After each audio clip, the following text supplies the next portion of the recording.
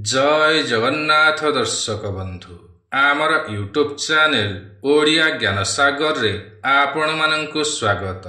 ज्योतिष शास्त्र रे 12 गोटी राशि अवस्थित अटे एवं समस्त 12 गोटी राशि गुण और स्वभाव अलग अलग होइथाए।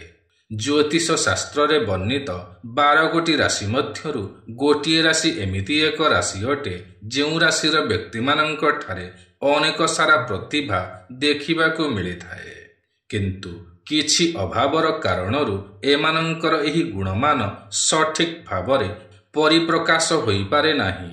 आगकू भविष्यत भल हेबो ना खराब हेबो, किपरि रहिबो आपणंकर जीवन रे एहार प्रभाव, एहा सबु भाग्य विधातांक उपरे निर्भर करिथाए। किंतु ज्योतिष शास्त्र माध्यम रे कर्कट राशिर शुभ अशुभ विषय रे जानि पारि आपणंकर जीवन को सुधारी पारिबे। आज आमे आपणंक पई नेई आसीछु ज्योतिष शास्त्र आधारित कर्कट राशि विषय रे अनेक सारा तथ्य मान, जहा कि आपणंकर जीवन रे आनि देव अनेक सारा सुख और समृद्धि। एथिपाई भिडियोटी को शेष पर्यंत निश्चय देखंतु। माता लक्ष्मींकर कृपा आहुरी अधिक पाइबा पाई गोटिए लाइक करी कमेंट बॉक्स रे जय मां महालक्ष्मी अवश्य लिखंतु। कर्कट राशिर व्यक्ति को क्यों भगवान रक्षा करिथांती? कर्कट राशिर व्यक्ति मानंकु रक्षा एवं शुभ फल प्रदान करुथिबा प्रमुख देवता हेउछंती शिव भगवान। कर्कट राशिर अधिपति ग्रह चंद्रदेव होइथांती एवं चंद्रदेव शिव भगवानंकर जटारे विराजमान करिछंती। एथिपाई शिव भगवानंकर विशेष प्रभाव एही राशि उपरे रहिथाए। जदि आपण कर्कट राशिर व्यक्ति अटंती तेबे शिव भगवानंकु पूजा करंतु, महामृत्युंजय मंत्र जप करंतु अबा ओम नमः शिवाय मंत्र को नियमित जप करंतु। एहा अत्यंत शुभ और रक्षा कवच बोली मान्यता रहिअछि। एहा सहित सोमवार व्रत और शिवलिंग रे जल अर्पण करंतु, एहा अत्यंत लाभकारी होइथाए। कर्कट राशिर व्यक्तिंकर आयुष्य केते होइथाए? कर्कट राशिर व्यक्ति मानंक पई चंद्र ग्रह जातक रे शुभ स्थान रे थिले एवं बलवान होइथिले लंबा आयुष्य प्राप्ति होइथाए, अर्थात 75 वर्षरु अधिक वर्ष पर्यंत आयुष्य होइथाए बोली मान्यता रहिअछि।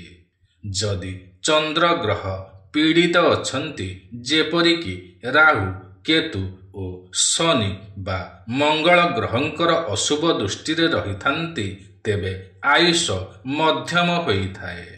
60 रु 70 वर्ष भितर आयुष्य होइथाए। कर्कट राशिर भाग्योदय केउं वर्षरे होइथाए? कर्कट राशिर अधिपति ग्रह चंद्र ग्रह अटंती, जिए कि आमर मन और कल्पना एवं चिंता करिबार शक्तिर प्रतीक अटंती।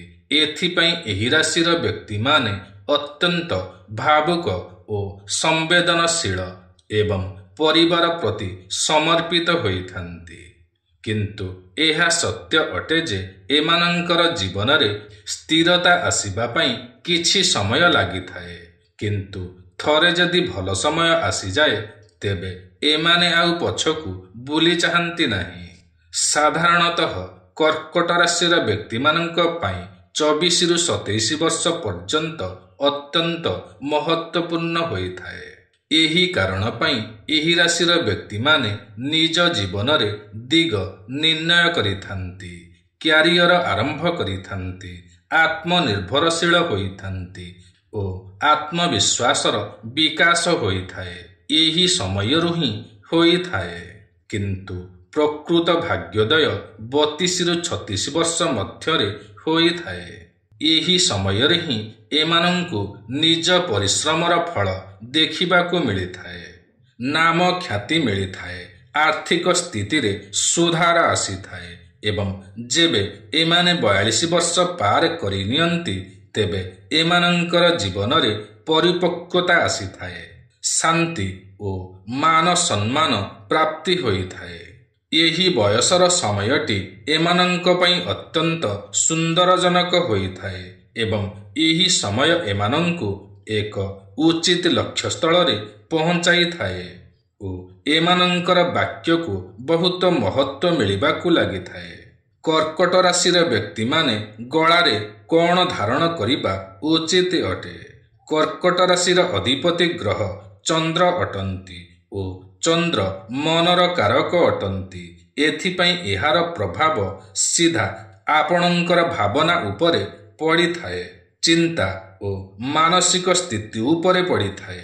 ଏଥିପାଇଁ ଯଦି କର୍କଟ ରାଶିର ଲୋକେ ଚନ୍ଦ୍ରଙ୍କୁ ମଜବୁତ କରନ୍ତି ତେବେ ଏମାନଙ୍କୁ ଜୀବନରେ ଶାନ୍ତି, ସନ୍ତୁଳନ ଓ ସଫଳତା ସ୍ୱାଭାବିକ ଭାବରେ ମିଳିବାକୁ ଲାଗିଥାଏ। କର୍କଟ ରାଶିର ବ୍ୟକ୍ତିମାନଙ୍କ ପାଇଁ ସବୁଠାରୁ ଶୁଭ ରତ୍ନ ହେଉଛି ମୋତି ବା ପର୍ଲ, ଯିଏକି ଚନ୍ଦ୍ରଙ୍କର ପ୍ରତିନିଧିତ୍ୱ କରିଥାଏ। ଏଥିପାଇଁ ଏହାକୁ ରୂପାର ଚେନ ଦ୍ୱାରା ଗୁନ୍ଥି ଗଳାରେ ଧାରଣ କରିବା ଦ୍ୱାରା ଏହା ଅନେକ ଶୁଭଫଳଦାୟକ ହୋଇଥାଏ। ମୋତି ପିନ୍ଧିବା ଦ୍ୱାରା ମନ ଶାନ୍ତ ରହିଥାଏ, ଅସ୍ଥିର ଭାବନା ସ୍ଥିର ହୋଇଥାଏ, ଆତ୍ମବିଶ୍ୱାସ ବଢ଼ିବାକୁ ଲାଗିଥାଏ। ଯଦି ଆପଣ ସର୍ବଦା ଚିନ୍ତାବ୍ୟସ୍ତ ରହୁଛନ୍ତି, ମନ ବିଚଳିତ ରହୁଅଛି, ତେବେ ମୋତି ଆପଣଙ୍କ ପାଇଁ ଏକ ବରଦାନ ସ୍ୱରୂପ ଅଟେ। ଏହାକୁ ସୋମବାର ଦିନ ଚନ୍ଦ୍ରଙ୍କୁ ପୂଜା କରିସାରିବା ପରେ ପିନ୍ଧିଲେ ଅତ୍ୟନ୍ତ ଶୁଭ ହୋଇଥାଏ। କର୍କଟ ରାଶିର ବ୍ୟକ୍ତିଙ୍କୁ କେଉଁ ରଙ୍ଗର ଗାଡ଼ି କିଣିବା ଶୁଭ ହୋଇଥାଏ?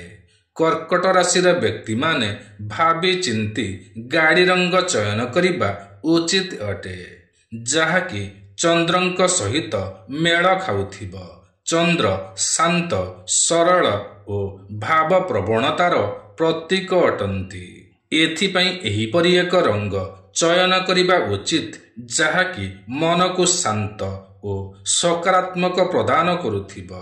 ଯେପରିକି ଧଳା ରଙ୍ଗ ଅତ୍ୟନ୍ତ ଶୁଭ ରଙ୍ଗ ଅଟେ, ଯାହାକି ମନକୁ ଶାନ୍ତି, ପବିତ୍ରତା ଓ ସକାରାତ୍ମକ ଆଣିଦେଇଥାଏ ଏବଂ ଏହା ଚନ୍ଦ୍ରଙ୍କର ପ୍ରତୀକ ରଙ୍ଗ ଅଟେ।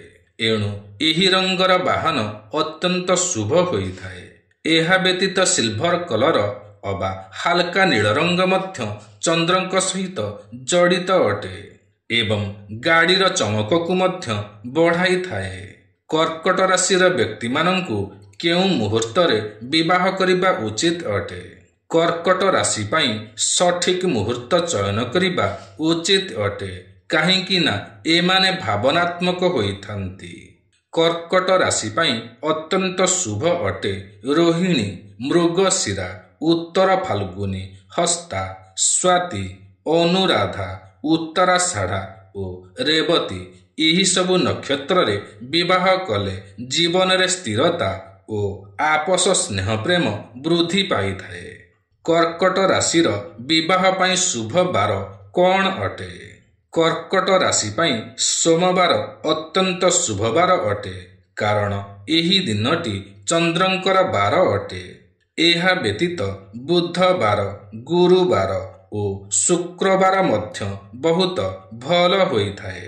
ବିବାହର ତିଥିକୁ ଦେଖିଲେ ଦ୍ୱିତୀୟା, ତୃତୀୟା, ପଞ୍ଚମୀ, ସପ୍ତମୀ, ଦଶମୀ ଓ ତ୍ରୟୋଦଶୀକୁ ବିଶେଷ ରୂପରେ ଶୁଭ ମନାଯାଇଥାଏ। କର୍କଟ ରାଶିର ଲୋକମାନେ କେଉଁ ଗଛ ଲଗାଇବା ଶୁଭ ହୋଇଥାଏ?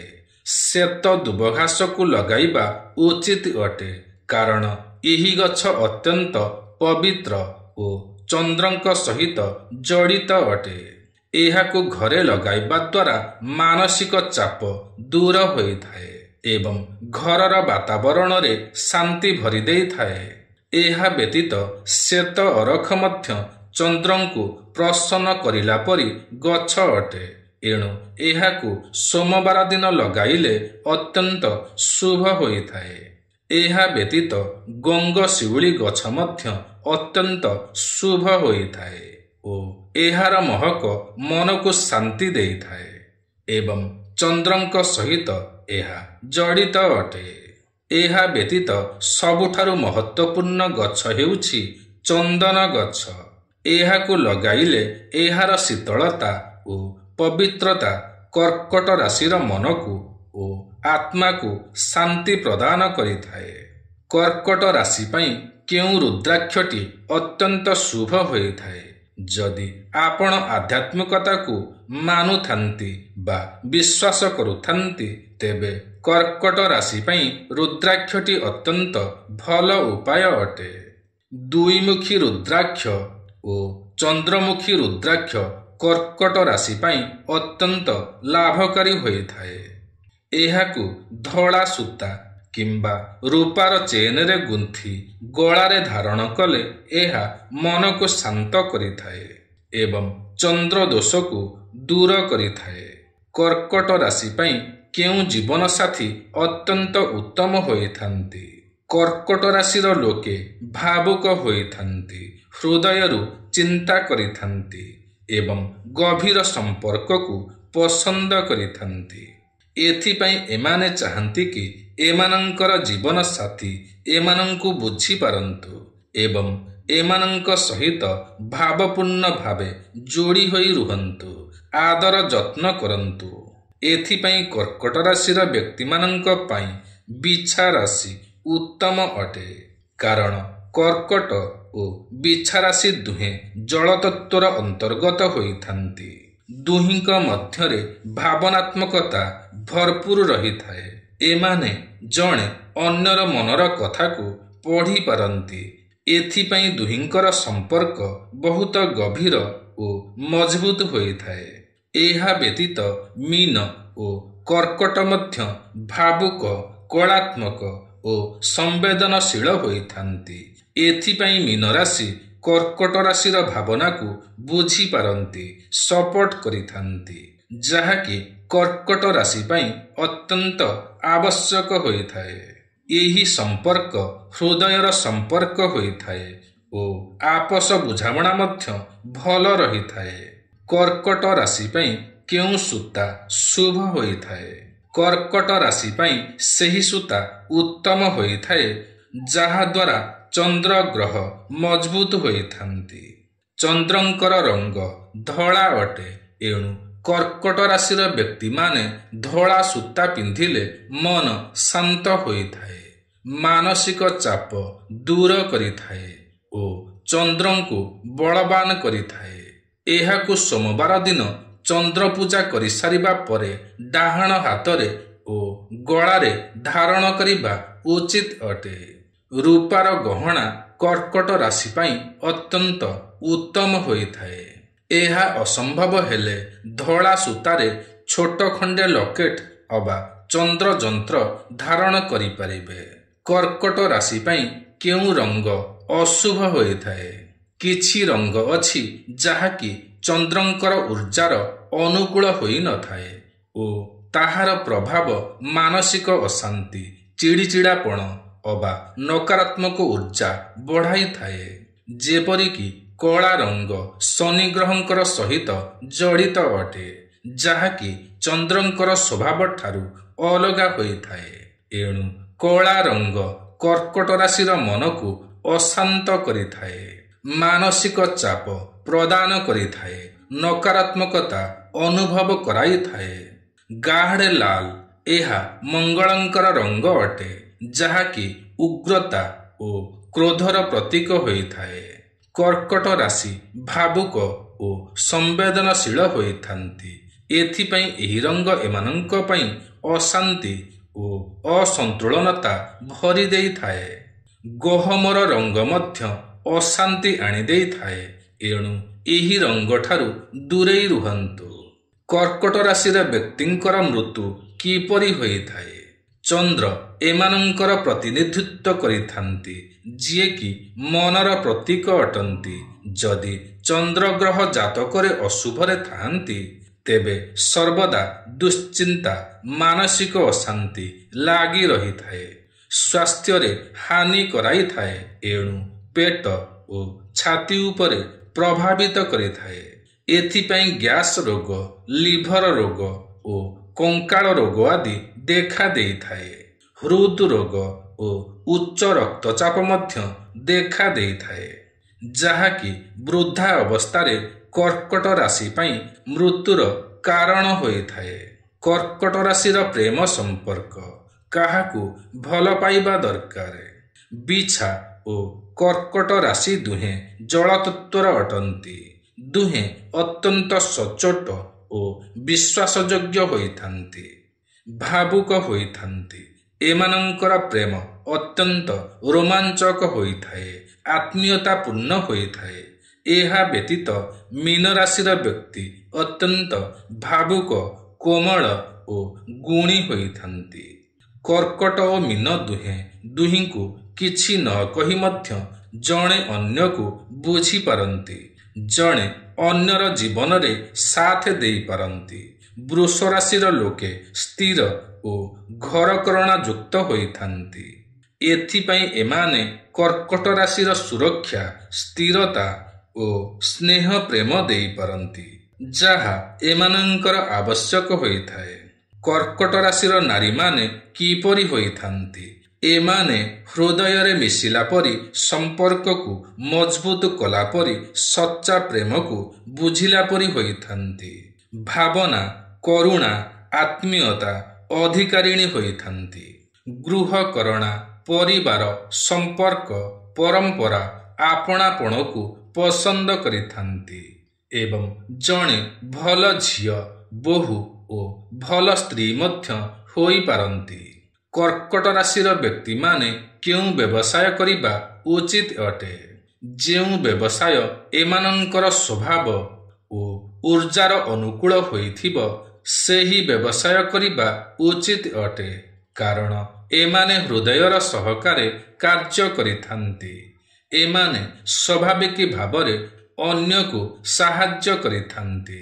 ଏଥିପାଇଁ ନର୍ସିଂ ହୋମ୍, ହୋମ୍ କେୟାର, ଆୟୁର୍ବେଦିକ କ୍ଲିନିକ, ବୃଦ୍ଧାଶ୍ରମ, ଅନାଥାଶ୍ରମ ଆଦି ପାଇଁ ପ୍ରଯୁଜ୍ୟ ହୋଇଥାନ୍ତି। ଯେବେ ଏମାନେ ଲୋକମାନଙ୍କର ସେବା କରିଥାନ୍ତି, ତେବେ ଏମାନଙ୍କର ମନ ଶାନ୍ତିପୂର୍ଣ୍ଣ ହୋଇଥାଏ। ବ୍ୟବସାୟରେ ଉନ୍ନତି ହୋଇଥାଏ। ଜମିବାଡ଼ି ବ୍ୟବସାୟ, ଇଣ୍ଟେରିୟର ଡିଜାଇନ, ବାସ୍ତୁ ଉପଦେଶ ଆଦିରେ ମଧ୍ୟ ବହୁତ ଉନ୍ନତି କରିଥାନ୍ତି। ଏମାନଙ୍କର ଫୋକସ୍ ହୋଇଥାଏ ସ୍ଥିରତା ଓ ସୁରକ୍ଷା ଏବଂ ଏହା ଏମାନଙ୍କର ସଫଳତାର ପୁଞ୍ଜି ହୋଇଥାଏ। କର୍କଟ ରାଶି ପାଇଁ କେଉଁ ଦାନ ଶୁଭ ହୋଇଥାଏ? ଅରୁଆ ଚାଉଳ ସୋମବାର ଦିନ ମନ୍ଦିରରେ କ୍ଷୀରି, କ୍ଷୀର, ଦହି ଆଦି ବ୍ରାହ୍ମଣ କିମ୍ବା ଦରିଦ୍ରମାନଙ୍କୁ ଦାନ କଲେ ଚନ୍ଦ୍ର ମଜବୁତ ହୋଇଥାନ୍ତି। ମନର ଅସ୍ଥିରତା ଶାନ୍ତ ହୋଇଥାଏ। ବିଚଳିତତା, ମାନସିକ ଅଶାନ୍ତି ଦୂର ହୋଇଥାଏ। ଯଦି ସମ୍ଭବ ହୁଏ, ତେବେ ଧଳା ଶଙ୍ଖ କିମ୍ବା ମୋତିର ଦାନ କୌଣସି ମନ୍ଦିର କିମ୍ବା ଜଳ ସହିତ ଜଡ଼ିତ ସ୍ଥାନରେ ଦାନ କଲେ ଅଶେଷ ଫଳ ପ୍ରଦାନ କରିଥାଏ। କର୍କଟ ରାଶିର ଅଧିପତି ଗ୍ରହ ଚନ୍ଦ୍ରଗ୍ରହ ଅଟନ୍ତି, ଯିଏକି ଶୀତଳତା, ଶାନ୍ତି, ଭାବନାର ପ୍ରତୀକ ଅଟନ୍ତି। ସ୍ୱର୍ଣ୍ଣ ଗରମ ପ୍ରକୃତିର ହୋଇଥାଏ। ଏଣୁ ସ୍ୱର୍ଣ୍ଣକୁ ଭାବିଚିନ୍ତିକି କିମ୍ବା ସୀମିତ ମାତ୍ରାରେ ପିନ୍ଧିବା ଉଚିତ ଅଟେ, ଯାହାଦ୍ୱାରା କି ମନ ଓ ଶରୀର ମଧ୍ୟରେ ସନ୍ତୁଳନ ରକ୍ଷା କରିଥାଏ। କର୍କଟ ରାଶି ଜଳତତ୍ତ୍ୱର ଅଟେ। ସ୍ୱର୍ଣ୍ଣ ଗରମ ତତ୍ତ୍ୱର ଅଟେ। ଏଣୁ ଏହାକୁ ଡାହାଣ ହାତରେ ଧାରଣ କଲେ ଅଶାନ୍ତି, ମନ ଅସ୍ଥିରତା ଦେଖିବାକୁ ମିଳିଥାଏ। ଏହାକୁ ବାମ ହାତରେ ପିନ୍ଧିବା ଆବଶ୍ୟକ ଅଟେ, କିନ୍ତୁ ନାରୀମାନେ ଏହାକୁ ବାମ ହାତରେ ପିନ୍ଧିବା ଆବଶ୍ୟକ ଅଟେ। କର୍କଟ ରାଶିର ପିଲାମାନେ କିପରି ହୋଇଥାନ୍ତି? କର୍କଟ ରାଶିର ପିଲାମାନେ ଅତ୍ୟନ୍ତ ଭାବୁକ ହୋଇଥାନ୍ତି, ସମ୍ବେଦନଶୀଳ ହୋଇଥାନ୍ତି, କଳ୍ପନାଶୀଳ ହୋଇଥାନ୍ତି। କାହାରି ସହିତ ଆନ୍ତରିକ ଭାବରେ ଖୁବ୍ ଶୀଘ୍ର ମିଶିଯାଆନ୍ତି। ଅନ୍ୟର ଭାବନାକୁ ବୁଝିପାରନ୍ତି। ଗଳ୍ପ, କବିତା ଆଦିରେ ମାହିର ହୋଇଥାନ୍ତି। ଚିତ୍ରକଳା, ନୃତ୍ୟ, ଗୀତ ଆଦିରେ ମଧ୍ୟ ମାହିର ହୋଇଥାନ୍ତି। କର୍କଟ ରାଶିର ବ୍ୟକ୍ତିମାନେ ଘରର ଐଶାନ୍ୟ କୋଣରେ ହଳଦୀ ରଙ୍ଗର ମାଛ ଥିବା ଆକ୍ୱାରିୟମ ରଖିବା ଦ୍ୱାରା ଆର୍ଥିକ ସ୍ଥିତିରେ ସୁଧାର ଆସିଥାଏ। ଭଲ ସଞ୍ଚୟ ମଧ୍ୟ ହୋଇଥାଏ। ଏହା ବ୍ୟତୀତ ପୂର୍ବ ଦିଗକୁ ମୁଖ କରି ହନୁମାନଙ୍କୁ ସ୍ମରଣ କରି ଦୀପ ଜାଳିବା ଦ୍ୱାରା ଋଣ ବା କରଜରୁ ମୁକ୍ତି ମିଳିଥାଏ ଓ ସମସ୍ତ ସମସ୍ୟାମାନ ଦୂର ହୋଇଥାଏ। ମନବାଞ୍ଛା ଫଳ ପାଇବା ପାଇଁ, ସକାରାତ୍ମକ ପରିଣାମ ପାଇବା ପାଇଁ ଶ୍ରୀଯନ୍ତ୍ର, ମାରୁତି ଯନ୍ତ୍ର, ଶ୍ଵେତ ଚନ୍ଦନମାଳା ଧାରଣ କରନ୍ତୁ। ସାତମୁଖୀ ରୁଦ୍ରାକ୍ଷ ଘରେ ରଖନ୍ତୁ। ଶନିବାରେ ତେଲ ଦାନ କରନ୍ତୁ। ଗରିବ ପିଲାମାନଙ୍କୁ ଅବା ଦିବ୍ୟାଙ୍ଗ ବ୍ୟକ୍ତିମାନଙ୍କୁ ଅବା ବ୍ରାହ୍ମଣଙ୍କୁ ମିଠା ଦାନ କରନ୍ତୁ ତଥା ଅନ୍ୟାନ୍ୟ ଆବଶ୍ୟକ ଜିନିଷ ଦାନ କରନ୍ତୁ। ଅଚାନକ ଧନ ଲାଭ ପାଇଁ ଧନ ତ୍ରୟୋଦଶୀ ଦିନ ସନ୍ଧ୍ୟା ସମୟରେ ଓସ୍ତ ଗଛର ମୂଳେ ପଞ୍ଚମୁଖୀ ଦୀପରେ ତେଲ ଦେଇ ଜାଳିବା ଦ୍ୱାରା ଆକସ୍ମିକ ଧନଲାଭ ହୋଇଥାଏ। ପୈତୃକ ସମ୍ପତ୍ତିକୁ ନେଇ ପରିବାରରେ କଳହ ଚାଲୁଥିଲେ ପ୍ରତିଦିନ ସୂର୍ଯ୍ୟୋଦୟ ସମୟରେ ତମ୍ବା ପାତ୍ରରେ ଶୁଦ୍ଧ ଜଳ ଭରି ସେଥିରେ ସାମାନ୍ୟ ଚିନି ମିଶାଇ ନାଲି ରଙ୍ଗର ପୁଷ୍ପ ରଖି ସୂର୍ଯ୍ୟଙ୍କୁ ଅର୍ଘ୍ୟ ଦିଅନ୍ତୁ। ଏହାଦ୍ୱାରା ଆର୍ଥିକ ସମସ୍ୟା ଦୂର ହୋଇଥାଏ ଏବଂ ସମସ୍ତ ସମସ୍ୟା ଦୂର ହୋଇଥାଏ। ଗୁରୁବାର ଦିନ ହଳଦିଆ ବସ୍ତ୍ର ପରିଧାନ କରନ୍ତୁ। ମଥାରେ କେଶର ଚନ୍ଦନର ଟୀକା ଧାରଣ କରନ୍ତୁ। ଏହାଦ୍ୱାରା ରୋଗଦୋଷ ଦୂର ହୋଇଥାଏ। ଶତ୍ରୁମାନେ ଦମନ ହୋଇଥାନ୍ତି। ଠାକୁର ଘରେ ଧଳା ରଙ୍ଗର ଅବା ହାଲକା ରଙ୍ଗର କପଡ଼ା ବ୍ୟବହାର କରନ୍ତୁ। ଏହାଦ୍ୱାରା ସମସ୍ତ ପୀଡ଼ା ଲାଘବ ହୋଇଥାଏ। ତେବେ ପ୍ରିୟ ଦର୍ଶକ ବନ୍ଧୁ, ଆଜିର ଏହି କାର୍ଯ୍ୟକ୍ରମଟି ଆପଣଙ୍କୁ କିପରି ଲାଗିଲା ନିଶ୍ଚୟ କମେଣ୍ଟ କରି ଜଣାଇବେ। ଯଦି ଆଜିର ଏହି କାର୍ଯ୍ୟକ୍ରମଟି ଆପଣଙ୍କୁ ପସନ୍ଦ ଆସିଥାଏ ତେବେ ଗୋଟିଏ ଲାଇକ୍ ନିଶ୍ଚୟ କରିବେ। ଯଦି ଆପଣ ଆମର ଏହି ୟୁଟ୍ୟୁବ୍ ଚ୍ୟାନେଲରେ ନୂଆ ଅଟନ୍ତି ଏବଂ ଏଯାଏଁ ସବସ୍କ୍ରାଇବ୍ କରିନାହାନ୍ତି ତ ତୁରନ୍ତ ସବସ୍କ୍ରାଇବ୍ କରିନିଅନ୍ତୁ, କାରଣ ଆମର ଏହି ୟୁଟ୍ୟୁବ୍ ଚ୍ୟାନେଲରେ ଏହିପରି ଅନେକ ଭଲ ଭଲ ଭିଡ଼ିଓମାନ ସର୍ବଦା ଅପଲୋଡ଼ କରାଯାଇଥାଏ, ଯାହାକି ଆପଣଙ୍କର ଜ୍ଞାନର ସୀମାକୁ ବଢ଼ାଇଥାଏ। ତେବେ ଆଜି ପାଇଁ ଏତିକି। ପୁଣି ଦେଖା ହେବ ଆସନ୍ତା ନୂଆ ଏକ କାର୍ଯ୍ୟକ୍ରମରେ। ସେ ପର୍ଯ୍ୟନ୍ତ ଆମକୁ ବିଦାୟ ଦିଅନ୍ତୁ। ଜୟ ଜଗନ୍ନାଥ ଦର୍ଶକ ବନ୍ଧୁ।